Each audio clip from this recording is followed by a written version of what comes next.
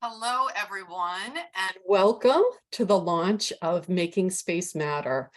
We're incredibly excited to be here today. My name is Cindy Larson. For those of you who don't know me, I'm with the Local Initiative Support Corporation, and I'm joined by my team who I'll be introducing throughout this webinar. We're here today to talk about physical space, specifically physical space in early childhood facilities. It's a topic that we just don't talk about enough. As you were entering our virtual room today, you were hopefully seeing some images, and those images asked a question about what kind of space we want for our children. And for too many children in America, it's not the kind of space that we would want.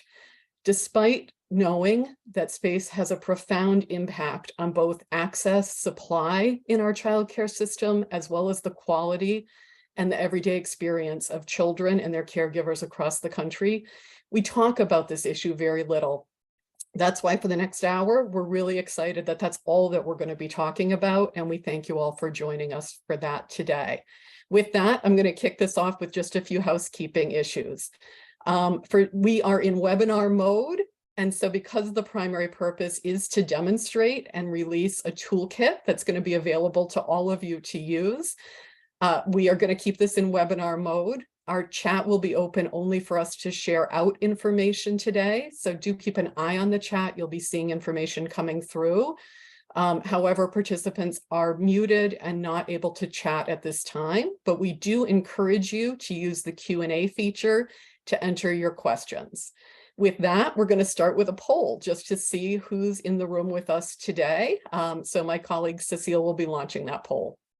And if you could all just take a minute to respond to the question that you should see on your screen right now.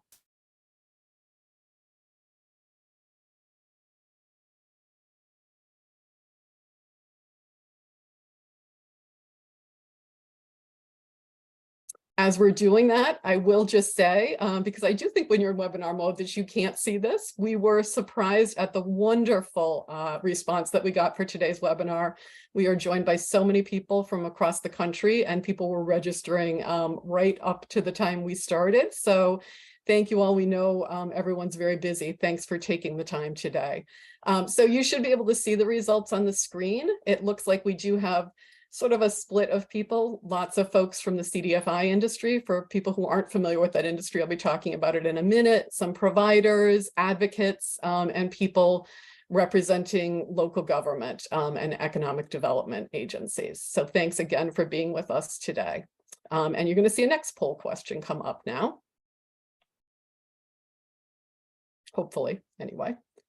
There we go. So this is just about what region you're from, your geography. If you could just respond to what sort of most closely represents that. And we do know we have people from across the country with us today. So again, we'll just give you a minute to respond.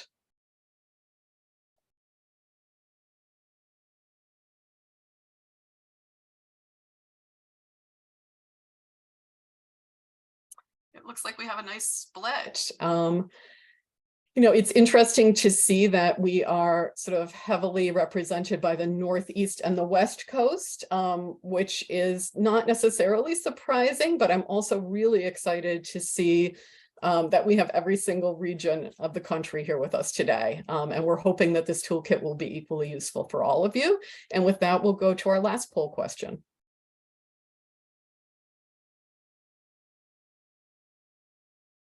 So what type of community best represents either, you know, and you can answer this either way, whether where you're physically sitting today or the work that you represent, what is it most representative of?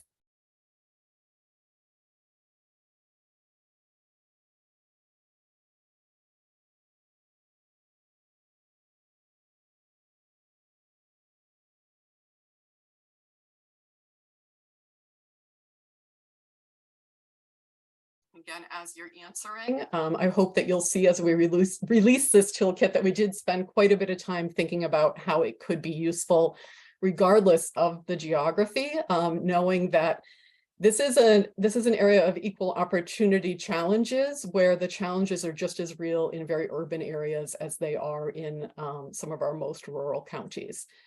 So it does look like we have a really nice representation. slightly smaller on the rural and the tribal than we might have hoped for, but we'll make sure that we get this toolkit and information out to folks from everywhere. So with that, we're going to close the poll and move right into just doing a quick overview on who LISC is and a little bit about our work. We'll only take a minute on this because it's not really why any of you are here, but just to give you the context. For people who aren't familiar with the Local Initiative Support Corporation, we're a community development financial institution. We function as an intermediary, meaning we gather resources from government, business, private philanthropy, and help to efficiently direct those resources to the people and places who need them the most, in particular, places and people who may have lacked access to capital before. We pool public and private dollars together to try to have maximum leverage on both sides. And we work with local partners and through our network of local offices. LISC is a national organization. We have physical local offices in 39 different markets and also work across 2,100 rural counties. And we really work to support people and places, and particularly issues that most need support. And with that, I'll move to talking just a bit about our reach in early childhood facilities in particular. So we have been working on early childhood facilities for more than 2 decades. We do that by investing dollars, by developing technical resources, by the one that's coming out today, by helping to advise. And when I say advise, I mean everything from advising government to advising individual providers around physical space. And we also really just try to continue to nudge this issue.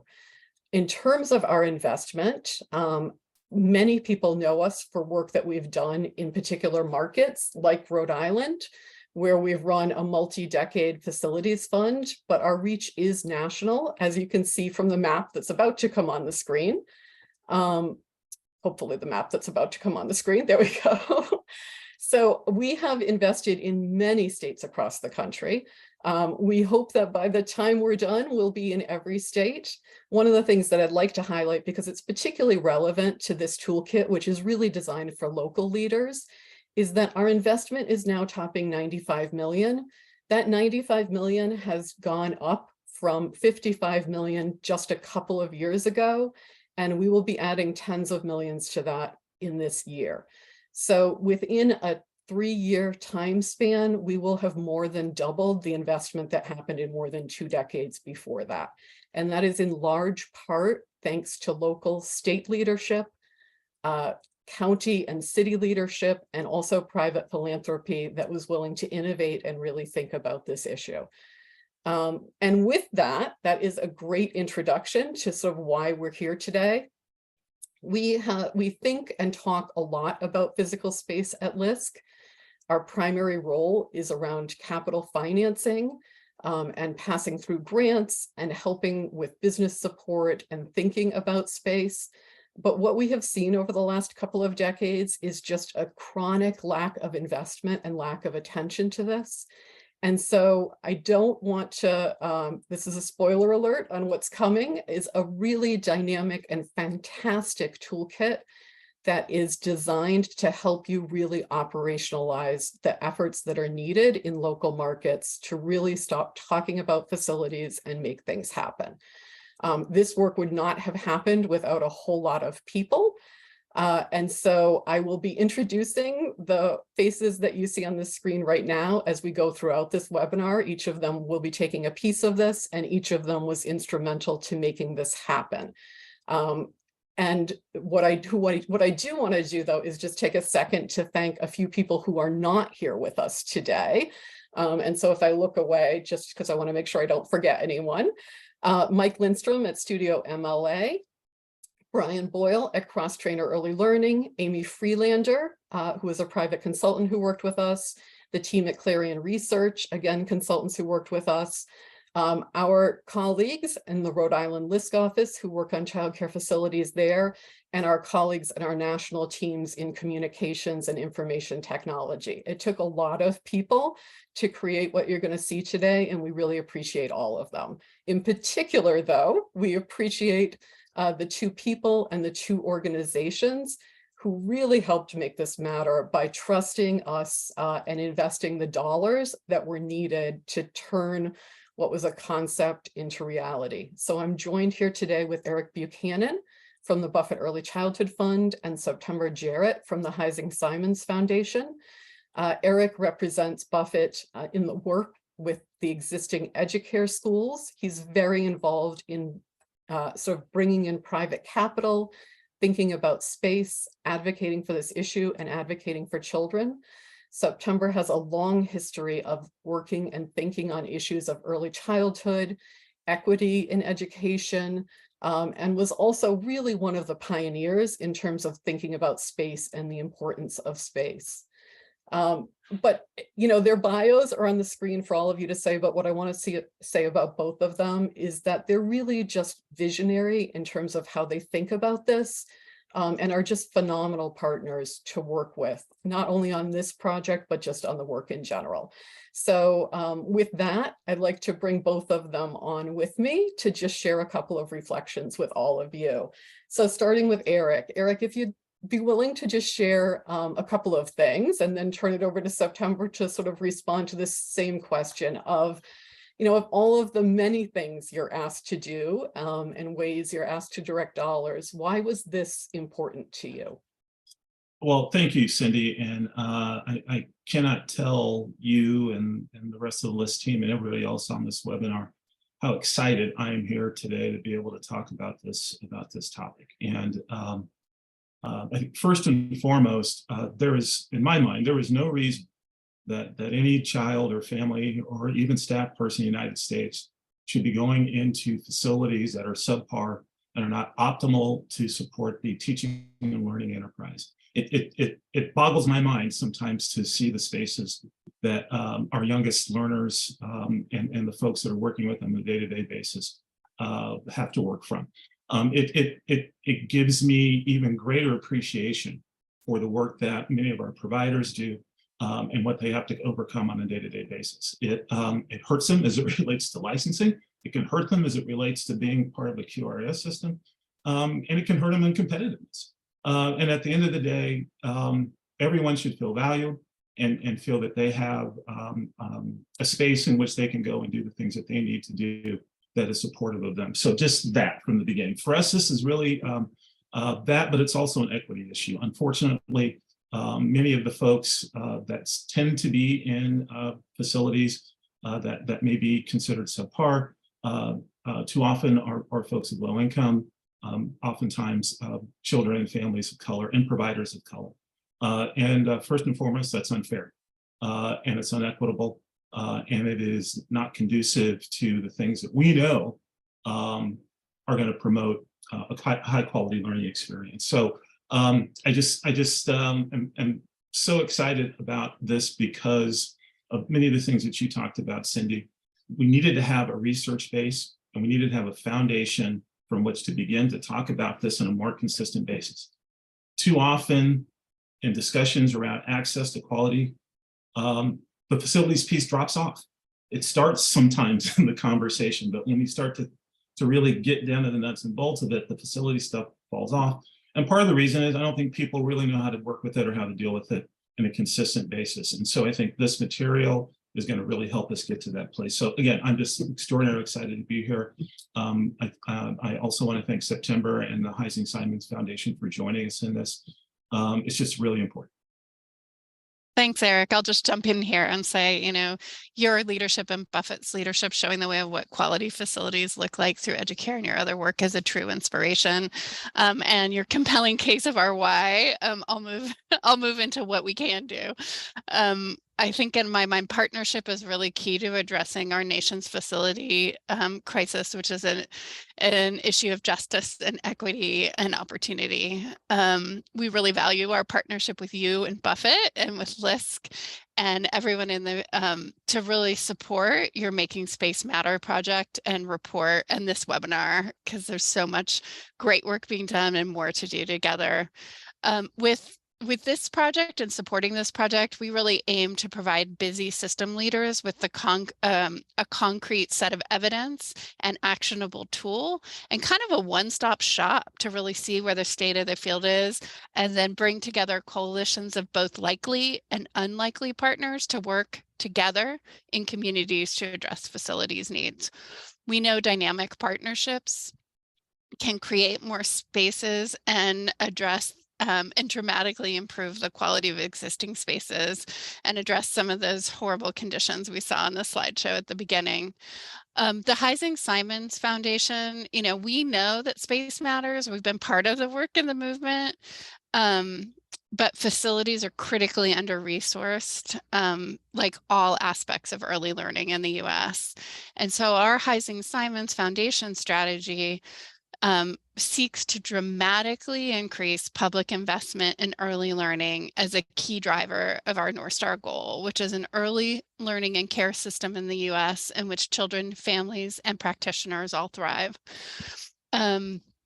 Our focus on public investment specifically includes facilities because we know space matters and the difference it can make to kids and their development, to families and their economic opportunity, and to the professionals who do the work. And we've seen the power across the country. We've seen parents in the Iron Triangle in New Jersey deeply connect after dropping off their children in a Head Start facility because the facility was designed to provide them a place to gather. We've seen low-income children from a dense neighborhood in the Midwest benefit from an ample, green, outdoor classroom, providing copious opportunities for open-ended and collaborative play that's lacking in the community they live in otherwise. And here in San Francisco, where I talked to you from, we've seen the difference a specially designed facility can make to include children with special needs, offering a neutral environment, a sensory-rich set of learning opportunities, and observation space, as well as intervention space. So we hope the report and toolkit that our leaders and partners at LISC have created are both valuable and actionable, and we really look forward to continued partnership with all of you to address our nation's underinvestment in facilities and early learning. Thanks for your work. Just real quick, I think we look at this is just the beginning. And there is much more to do. And so this report, this toolkit, I think what LISC is going to be prepared to do in terms of helping people connect with the material is a beginning. And I fully expect that there will be much more done by us and hopefully by others who are on this call today. So thank you. Thank you. Thank you both so much for those remarks. You covered a lot in a short time. I appreciate all those words and reflections. And before I turn it over to the next part, I will say one thing that I was thinking about as both of you were talking is we often hear that there's not a lot of research on what matters in space. And I think part of what you're going to hear today is going to refute some of that. In fact, I know it is. But the other thing that I will say is we do know what matters in space. There are remarkable places that children are in every day in America. The EduCare facilities that Eric mentioned are one of them. There are examples across the country of spaces that truly support children and staff and families. And there are spaces that children shouldn't even be in, let alone be spending every day in. So we really do know. And with that, that is the perfect introduction to two of my colleagues who worked a great deal on this project, Cecile De Laurentiis. Cecile works with me on the National Child Care team, and Maggie O'Neill, who is a consultant who actually first started with us on this project as a graduate intern and has continued on as a consultant doing really great work with us. So with that, I will turn it over to them. Thank you so much, Cindy. Okay, to kick off the Making Space Matters project, we started with research. I was completely unfamiliar with the realm of early childhood education, or ECE, as I will refer to it moving forward. So I was elated to conduct this comprehensive literature review. I pulled resources across a multitude of sectors, in an effort to clearly define and articulate the specific attributes of physical space in ECE environments that should be considered the most essential to child well-being and provider success. This slide shows an abbreviated version of the timeline we put together on the history of ECE research in the United States. So what specifically does the research tell us about the importance of physical environments in ECE settings? After analyzing decades of early childhood research, I can confidently say not much. Most of what we know about the importance of childcare spaces comes from research in fields other than ECE, like architecture, childhood development, education, environmental psychology, physical health, and sustainable design. So there is ample knowledge of what the issues are and why they are important. And to be fair, ECE research does acknowledge the importance of physical environments and that high quality care correlates to healthy brain development. The issue is the importance of the physical environments is not reflected in the licensing regulations and facility standards that govern these ECE spaces. While some states have sought to develop new governance structures that consolidate the authority and oversight of ECE programs and services under one roof, the current systems of government in most states are typically dispersed through multiple agencies and departments. After deciphering which state agency and which departments regulate and oversee ECE programs and services, the next step is to thoroughly review state regulations to determine agency compliance and inspection systems, a task that is much easier said than done. Child Care Licensing Bureau websites and licensing regulation websites are often maintained by separate entities, making them difficult to find and navigate. ECE licensing regulations are typically embedded in state administrative codes, which are not easy to understand and interpret. In addition to licensing requirements, ECE programs must comply with building code, fire safety, health and sanitation codes, environmental inspections, and local zoning ordinances. In my naivety, I was actually surprised by the lack of agency coordination for these various requirements. I thought there's no way state and local regulatory structures would impose contradictory requirements on providers. I was wrong. Likewise, states' consumer education websites can be difficult to find and navigate.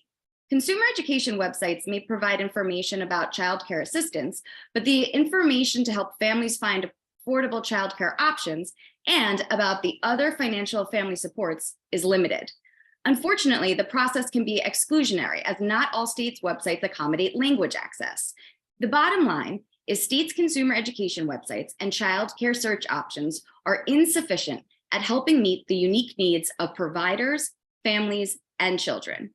In terms of geographic and neighborhood access, many conditions are extremely challenging to change, like the absence of state regulations around harmful toxins. And while we may not be able to prevent these severe consequences of environmental injustices in vulnerable communities, we can work to ensure the ECE programs operating in those communities are as safe as possible.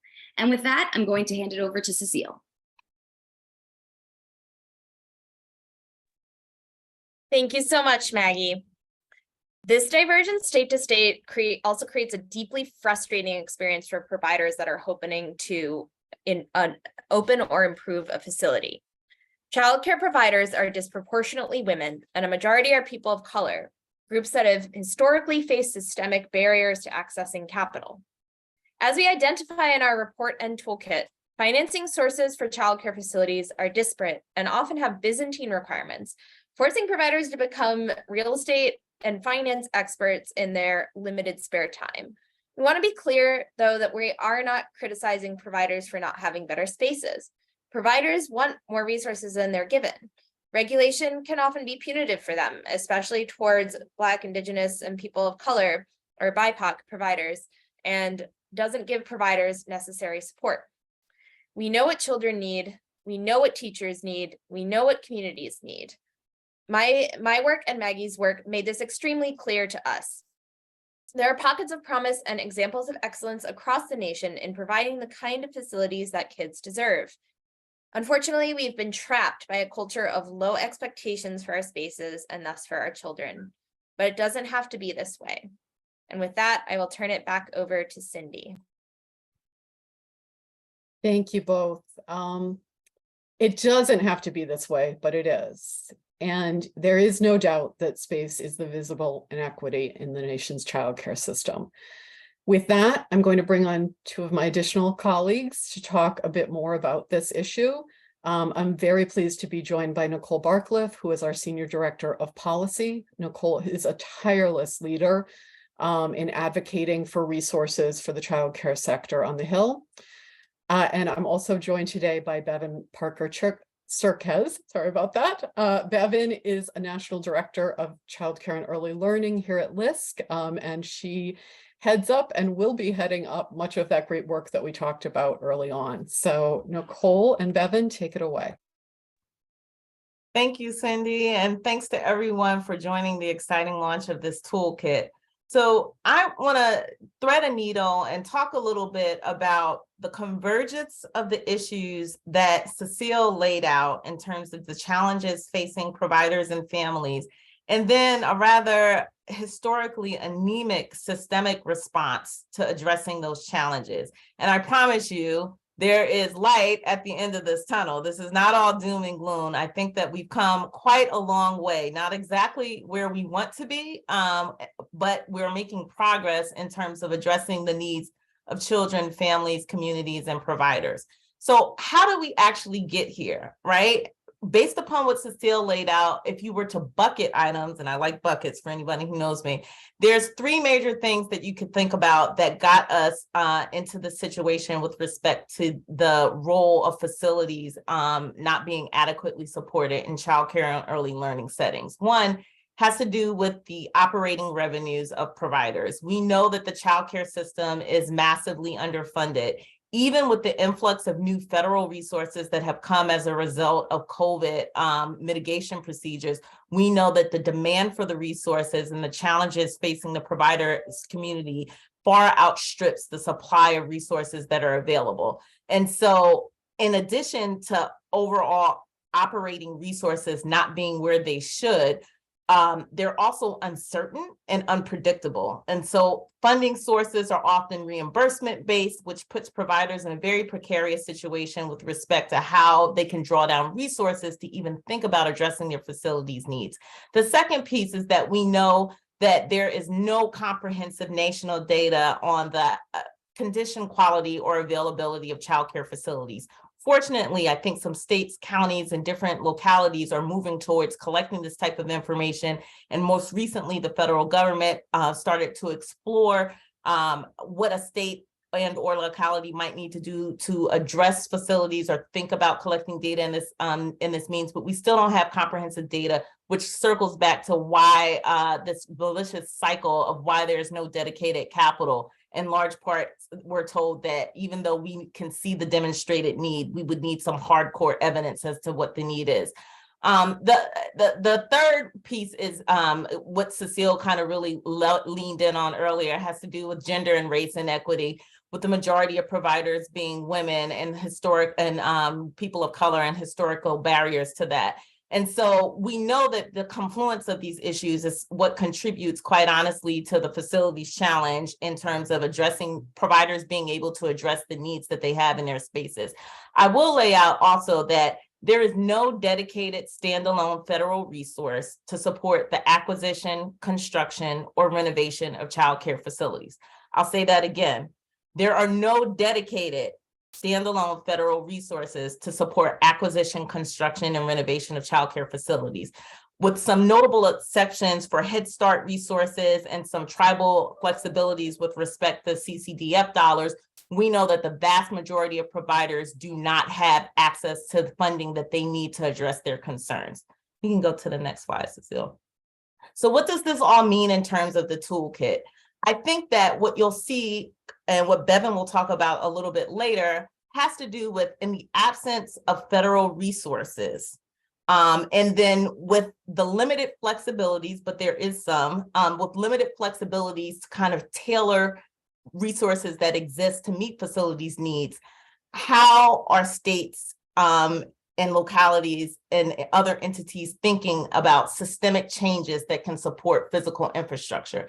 And so this is the exciting part that Bevan will get to, but I'll kind of lean in a little bit on as we're thinking about what states and localities are doing we should also be thinking about the major things that we would want to see happen at a federal level that could honestly potentially be replicated at a state or local level if people are trying to tackle this issue for providers and families in their areas. So a couple of things that LISC and other intermediaries elevate with their elected officials about the need for public dedicated funding is that, one, we need dedicated public funding. Two, the comprehensive assessment of need would be tremendously helpful in terms of assessing where to direct resources.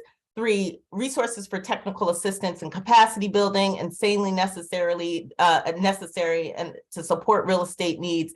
And things that we're exploring are community development, finance allowance, alignment, looking for opportunities to kind of leverage the community development sector in order to support the needs of providers. So breaking down some of those system silos that occur with respect to financing, and then overall just increase public sector operating support for childcare providers so that they're not having to make this difficult decision about whether or not they pay workforce robustly or address other needs or fix a hole in their ceiling or radon in the air or have windows in classrooms. And so all of these things collectively are really put us in a unique position, I think, to explore, well, with the absence of federal dedicated resources and arguably the largest dollar amounts that are influenced childcare and early learning in local communities, what is happening and where is their promise? And what is it that we can learn from states in order to kind of push this national advocacy that we know is so important? So I'll turn it over to Bevan. Thanks, Nicole. Hi, everyone. So as Nicole mentioned several times, I'm just going to reiterate, in the absence of dedicated federal funding sources to improve access to high quality childcare infrastructure, we need to rely on state, county, and local leaders, stakeholders, and advocates to identify public and private resources that can be directed towards the improvement or creation of quality early learning environments. So as part of this project, we set forth to research historic and emerging investments in childcare infrastructure, both defunct and currently operational. This map aims to chart what we found, which is by no means exhaustive. In fact, let us know if you notice something's missing. Our goal was really to understand where our activity is and was happening and what it looked like. What are the funding sources that were made available? What types of agencies are administering this funding? What were the goals and objectives of each of these funding initiatives? This is an initial scan of activity to date. We've obviously noticed an uptick with resources being made available through COVID response funding through ARPA dollars, but there's been facility funds in existence for decades. Truly, there was a whole host of activity run through economic development authorities, and so this really tries to dig in and identify where these practices were occurring and what can we learn from them, right? So we're certainly this is just this initial scan of the activity. We're interested in further investigation to understand how these programs are truly addressing the local childcare ecosystem and their needs. What are the long-term outcomes that we're seeing, and how do we measure the success? This report has so this is part of the Making Space Matter report. There's an interactive map where you can see the various program activity. So for instance, a strong and long-standing network of advocates across the state of California has kept quality childcare facilities as a key priority across their work. So you can see California has operationalized several programs over time, targeting various geographic areas, provider types, and investment strategies. Similarly, Rhode Island has brought on additional programs over time to meet emerging needs as shifts occur in the local market context.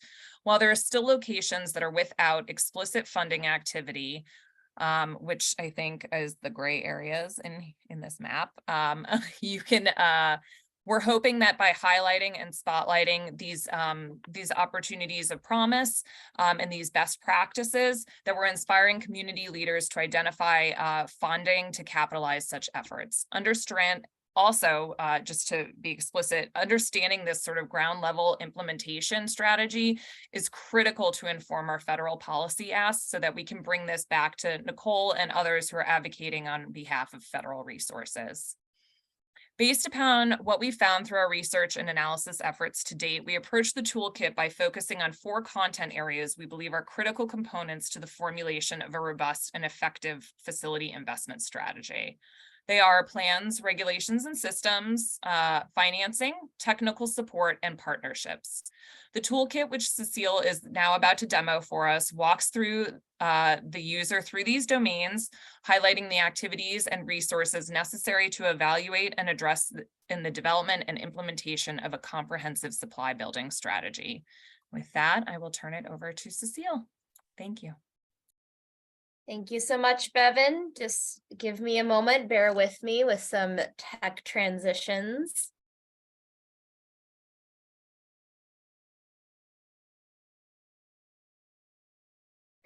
All right, so I'm going to share my screen in order to walk you through how to access this great resource that we have created.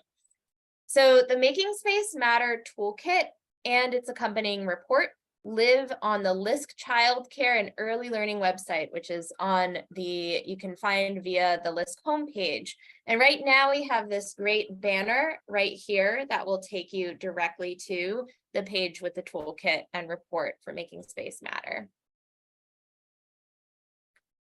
So first, I am going to briefly show you the report, which compiles the copious existing research on the urgency of the child care facilities issue and makes a strong push for long delayed action to support and fund facilities. So similar to the toolkit, the report does have some interactive elements, but it is intended to be read and experienced as long form written content. This report is informed not only by written research, but by conversations with long-standing experts in the field. This word cloud shows some of the words that these experts use most frequently when thinking about the state of physical space for childcare in the US today, which speaks to much of what we have been hearing so far. So I invite you to explore the report further on your own, but first I do want to demo our toolkit for you, which I know is why most of you are probably here. So if you return to the Making Space Matter landing page on our LISC Childcare website, beneath the report, which I just accessed, is the link to the toolkit. So you will be clicking on Enter the Toolkit. And when you click on that link, this registration page will come up. So you will enter your first name, last name, and email and create a password here. This is just a really quick registration that will enable you to use our toolkit. Job title and organization name are optional. We're of course interested in where you're accessing us from. You will use the email and password that you enter here to log into the toolkit in the future. If you have already created your username and your password and you end up at this screen, you can click on back to login down here at the lower right, or there's also a login button at the upper right. So once you're logged in, let's say that I logged in from here. This is what your dashboard looks like. So you go to My Courses, which is this big squarish button on the left in order to access the toolkit. If you're wondering why you suddenly feel like you might have entered a classroom, to achieve the kind of interactive experience we wanted you to have with this tool, we had to utilize a type of software called Learning Management System, or LMS software. It's used for trainings and learning modules. Don't worry though, even if you see a number at the end of doing this toolkit, there are no grades here and no one is flunking out. The number is just a feature of the type of software that we're using, and so is this language such as courses. So there are also a number of links here on this page that are helpful. At the end of the toolkit, you'll have an option to download a list of all the resources it includes. That list is also here, so that you don't have to go through the whole toolkit to find it again. We also have on this dashboard a link to our LISC Childcare and Early Learning website, a link back to our Making Space Matter landing page, and a link to contact us with any questions or feedback that you might have. For now, let's go back to My Courses right here. So you click on the course right here, it should show up, Making Space Matter Toolkit. So then you're going to click here on the button that says Start. Bear with me as this loads. So here we are. There's this little user guide here that just gives you some tips about how to use the toolkit. I will also note a couple of things. So you're going to click on Get Started and enter the name of your state or jurisdiction here. The purpose of this is so that it auto-populates throughout the toolkit. I grew up in New Jersey, so I'm just going to do New Jersey and click Continue. And so this is section 1. There are 4 toolkit sections. They cover plans, regulations, and systems, financing, technical support, and the last section, 4th and last section, is partnerships. These 4 sections should take about 45 minutes to complete. You use the arrows at the bottom right to navigate. So here's a question, and I'm going to move quickly through these initial questions in order to get to some that I particularly want to demo for you. So I will explain what I'm doing in just another second. So here, when you get to a question in the toolkit, you will be asked to answer yes, no, or I don't know for your state or jurisdiction that you entered at the beginning. So here it says, New Jersey has licensing regulations and associated quality rating systems that promote safe, healthy, well-maintained physical spaces that support child well-being. Let's say I don't really know. So I will get this explanation of why does this matter? And then there's these other 2 tabs. And please note that if you try to move on to the next question from here, you'll get this message that says answer question and please view all content before proceeding. So you actually have to look at all 3 tabs so that you get all of the great information that we have for you here. So there's ask yourself, some additional detail on this particular question. And then a section that we're really proud of, there's that list you saw really quickly at the beginning. There's a bunch of resources that we have here for you that are both, some of them are created by LISC, like this one. And some of them, and this is also something that we created, it's a side-by-side comparison of regulation of a few specific elements of childcare space from state to state, a really fantastic resource. Shout out to Maggie for creating it. And we also do have some external resources from other sources as well. So I'm just going to show you a couple of other specific questions. So this is question 1.4. We're still in the first section. In New Jersey, all regulations applying to early learning spaces across all departments that oversee these spaces are readily accessible in one place that providers and developers can easily find and navigate. All departments in New Jersey work together in a coordinated fashion. Let's go again to I don't know. And you'll again go through why does this matter. I will let you take a little bit more time on these tabs on your own, and just wanted to show you a couple of other resources that are available for download here that we put together. This is another LISC created resource on the accessibility of state resources, and another one on how agencies and states can collaborate in order to make the regulatory environment better for folks that are trying to develop quality childcare facilities. All right, so now I'm going to just go really fast again because I just have one more specific question that I would like to show you. Question 2.1, New Jersey has a dedicated source or multiple sources of long-term funding to support the acquisition, development, and renovation of healthy, safe, quality early learning facilities for priority areas and projects. Again, let's say, I don't know, you can take a look there at why does this matter? You can go to ask yourself, does this funding source include the following components? And then there's this list of components that would make a really strong funding source for this purpose. And then, there's a couple of really great resources that we have in this section on state facility funds or funding mechanisms that states have developed, really amazing examples that you can learn from. Bevan was just earlier showing this map. So there's a version of this that's linked directly here. And here's another resource that we created. And there are a couple of other resources here. So here's one from the National Children's Facilities Network. Here's one from Children's Funding Project. So those are the only specific questions I'm going to show you today, because I know we only have so much time, but I'm really, really excited for you all to experience it for yourselves. Again, the toolkit has 4 sections, and when you finish, you will have a chance to download your own checklist and all the specific answers that you gave, which applied to your state jurisdiction. I know I kept just saying, I don't know, but you might know more than me about New Jersey, or maybe where you are, if it's not New Jersey.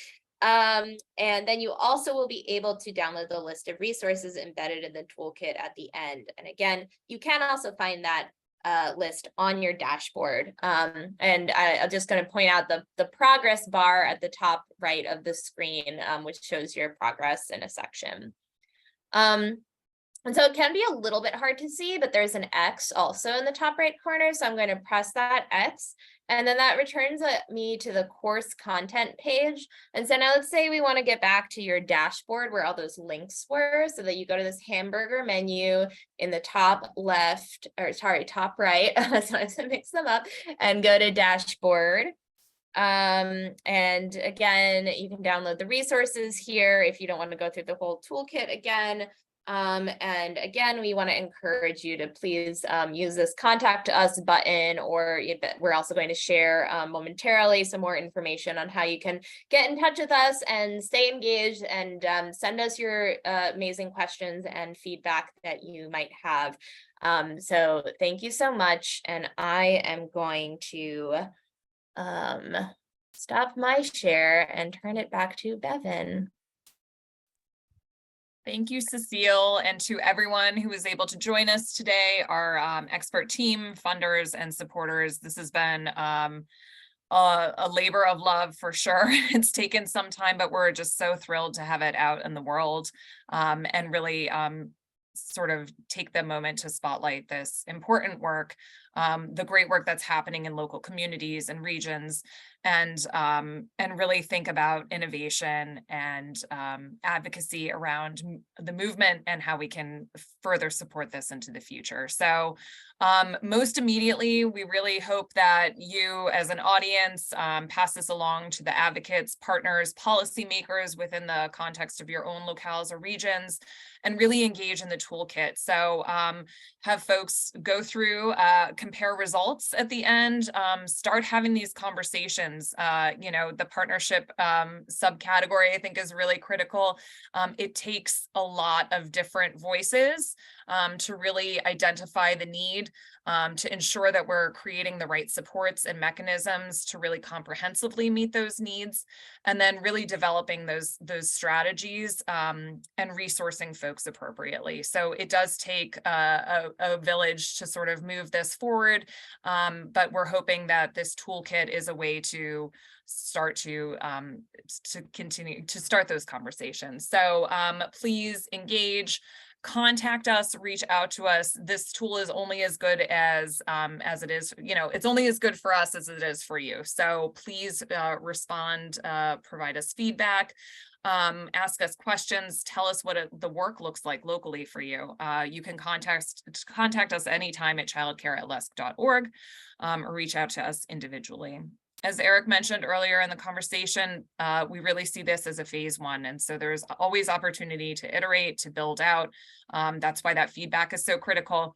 We want to make sure that we're addressing all the components. There's also just a wealth of information and resources out there that are being updated every day. So we certainly envision an update of the materials that Cecile showed that we referenced throughout, but then also considerations for building out or deep dives into other explicit categories or within the context of what we've already offered. So we want to hear from partners that are oriented around the same mission, or those that are new to the movement of making space matter. We'll circulate a follow-up email with a recording of this webinar, and please, again, reach out. We look forward to working with you all on making space matter for all children and families across the country. And I'll let Cindy just pop back on if she'd like to, but otherwise, thank you for your time today. Sure. So I will just close this out by thanking you all for joining us, reiterating, of course, the thanks to the many people who worked on this. This was an 18-month project, and there were so many people who outreached to so many other people to pull everything together. I hope that you will all take time to engage with the toolkit. It really is very meaningful to go through the whole process. A couple of questions did come into us about whether or not certain pieces were accessible without doing that in the entirety. Please just send us a note in the ways that Bevan highlighted, and we'd be happy to get you individual pieces or access to individual resources. On the landing page that Cecile had shown, there is actually a resource library where many of those things are available without doing the entire toolkit. But I will tell you that it's really worth going through the whole thing. There is just so much great information there. And the goal is really to stop talking about this issue and to start operationalizing it. And we know that it is the people, it is the leaders in local communities. And when I say leaders, I mean everybody from government officials to philanthropic leaders to the providers themselves who, trust us, the providers know what an impact facilities are having on the day-to-day experiences, and often are the very best advocates and voices. So thank you all for joining us. I hope you enjoy it, and please share the link and the information with a number of your colleagues in your local market. Everyone have a great rest of the day.